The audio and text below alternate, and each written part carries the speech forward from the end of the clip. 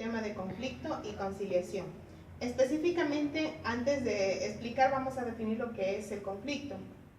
El conflicto viene a ser lo que es un desacuerdo entre dos o más individuos, y la conciliación viene a ser la resolución de dicho acuerdo, utilizando diversos tipos de estrategia. Dentro de los subtemas que vamos a tratar o que abordan este tema, tenemos qué asocia el conflicto. En definitiva, como ya lo dije, se considera que el conflicto es algo innato por naturaleza. Es decir, que al estar en constante interrelación con otros individuos o grupos sociales, por naturaleza se van a presentar lo que son conflictos, ya que se pueden percibir a través de diferentes puntos de vista o características diferentes. Se ha determinado que estudios de psicología social han determinado que para que se llegue a cabo un conflicto es necesario la presencia de diversos factores. Dentro de estos factores tenemos tales como son la sobrepoblación, el calentamiento global, también la disminución de los recursos, entre otros, que estos estos factores llevan a establecer lo que es un conflicto. Específicamente, se diría que los dilemas sociales son los factores que intervienen en la formación de un conflicto.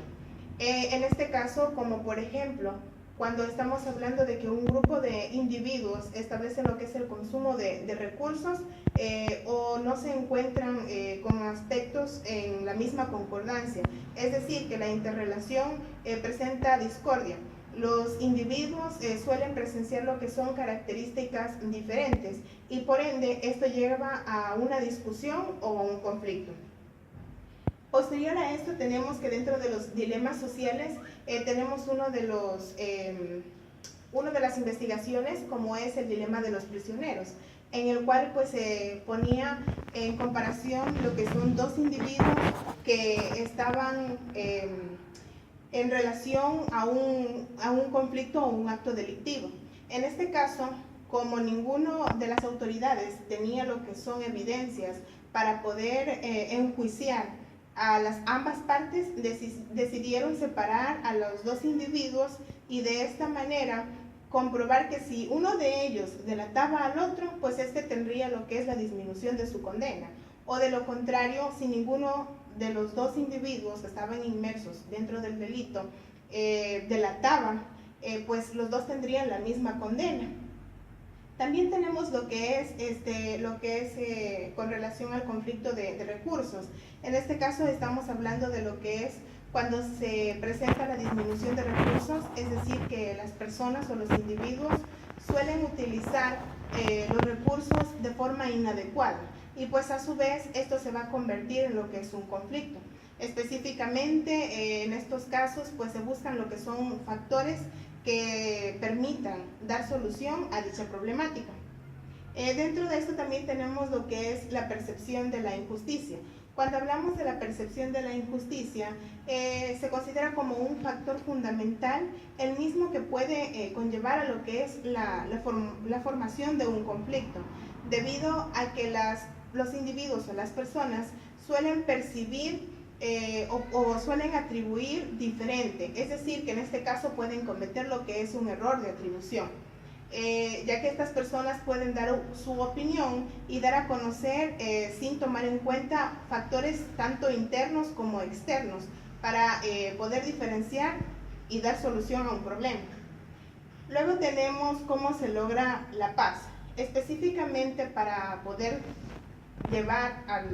conseguir la paz, en este caso es necesario tomar en cuenta 4 factores muy importantes, que son el contacto, la cooperación, la comunicación y también la conciliación. Cuando estamos hablando del contacto, como habíamos visto en capítulos anteriores y hablábamos de la proximidad, específicamente cuando dos individuos o dos personas interactúan mutuamente, pueden llegar a identificar características o semejanzas que tienen en relación o que tienen en común, y a su vez pueden llegar a conseguir la paz, es decir, la resolución de un problema o un conflicto. Cuando hablamos de cooperación cuando un individuo tiende a ayudar a la otra persona, Es decir, cuando estas dos personas tienen un mismo objetivo, pero se apoyan mutuamente para poder alcanzar esa meta, ahí se puede decir que estos dos individuos pueden llegar a lograr lo que es la paz y evitar el conflicto. Y posterior a esto tenemos la comunicación. Es necesario identificar este factor porque cuando se establece lo que es una comunicación asertiva, podemos identificar cuáles son los puntos débiles que queremos resolver o queremos reforzar dentro de una problemática o conflicto. Es decir, que la interacción entre dos personas debe ser asertiva, la comunicación debe ser directa, para de esta manera poder sensibilizarnos ante los factores tanto internos como externos que pueden describir o generar el conflicto. Y por último tenemos la conciliación, que como lo dijimos al principio, la conciliación viene a ser lo que es la resolución directa del problema, utilizando el apoyo de factores internos o externos. Una de las maneras más convenientes para resolver los conflictos directamente es la utilización de la comunicación asertiva. El uso de los medios de internet o de las redes sociales no nos garantizan conseguir la paz, debido a que las grandes cantidades de masas que se encuentran en constante uso de las redes sociales llegan a tergiversar los mensajes y a su vez, en vez de conseguir la conciliación, pues se logra conseguir lo que son las guerras y también los problemas o también denominados como conflictos.